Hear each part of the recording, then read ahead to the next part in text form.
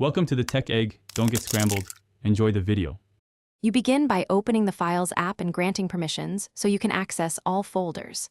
Once done, tap the hamburger menu to reveal locations. This gives you internal storage, SD card, and cloud accounts. Make sure to sign into Google Drive or other cloud services now so transfers work seamlessly.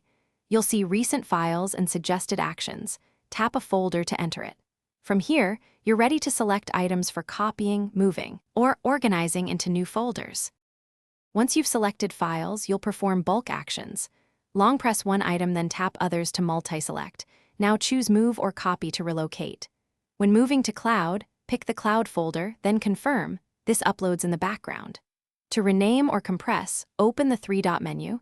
These operations keep file metadata intact. Make sure to use the search filters for file types and recent dates to narrow results. This saves time when dealing with thousands of items. You complete operations by checking the notification area for transfer status and then opening destination folders to verify files opened correctly. If you need extra protection, move sensitive files into the safe folder or pin them to prevent accidental deletion.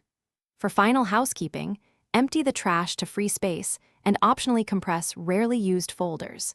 If a transfer fails, re-grant storage permissions or clear app cache. That usually fixes permission stalls. Thanks for watching. Consider subscribing if I helped unscramble your problems.